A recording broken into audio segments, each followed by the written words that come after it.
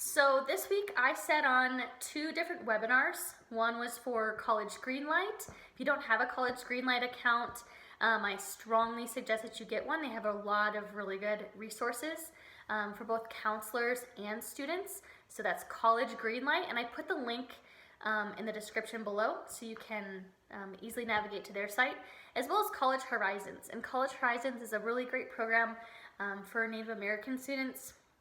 And they had some really good insight on a lot of different topics in their webinar. And so what I got from both of those webinars this week was that it's different at every school. Every college is different. Some colleges are dramatically changing their admission standards and their deadlines, and some colleges aren't doing too much. So it really just depends on the school. We've seen a lot of schools go test optional. I have a list of schools that were not test optional that are going test optional for the next application round, and I'll put that list below. A lot of selective schools, highly selective schools are on that list. So if you are a student who plans on applying to some selective schools next year, you'll want to pay close attention to that. Also, schools are pushing back their decision deadlines, so they're cutting back, or they're pushing back those deadlines for when students have to make a decision. And that can be really helpful because it's hard for families to be able to make those decisions with a lot of uncertainty happening.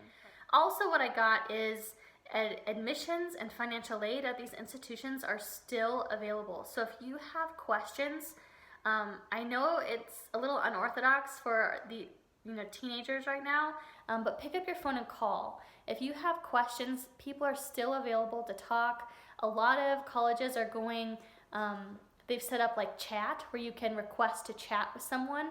And I know, our admission officers here in New Mexico and in the Four Corners area have been really, really helpful and very easy to reach out to. So utilize those personal resources that you have at the colleges that you're leaning towards. And going back to colleges being accommodating and working with families and pushing back deadlines, they're being really thoughtful and accommodating and accepting of any decisions that are being made at the district and state level. So for instance, my district has chosen to put in place pass-fail for this second spring semester. And every college and university that I've looked into is going to be accepting of those pass-fail grades. So they're understanding, they know that it's coming, and they're doing their best to work with it. So one other thing that I thought was pretty profound is that colleges are willing to re-look at your financial aid and potentially increase the amount of financial aid that you get. So if if your financial aid situation has changed, like if in the last month your parent has been laid off or furloughed or completely lost their job, and that was a huge part of your family's income, you can petition your financial aid. A lot of schools have come up with their own forms that you can fill out that say, COVID-19 financial aid request even, and you can, say hey, this is the hardship that my family's facing. This is my situation, can you please consider increasing my financial aid? And then going back to juniors, as far as visiting campus, unfortunately right now, this is a huge time for juniors to be able to see college campuses, and over the summers is a great time for juniors to go visit, and that's just not happening. So a lot of schools have implemented virtual tours and virtual visits, where you not only can view the college, but you can also talk with someone in admissions. So navigating the college website is going to be, can be challenging for some students and families to work towards, especially if you're a first generation student. And so I think that's what my next video is going to be about, is actually navigating a college website. So stay tuned for that.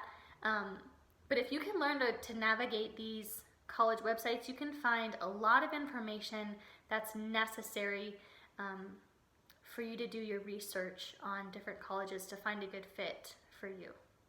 So a lot of positive things that are happening.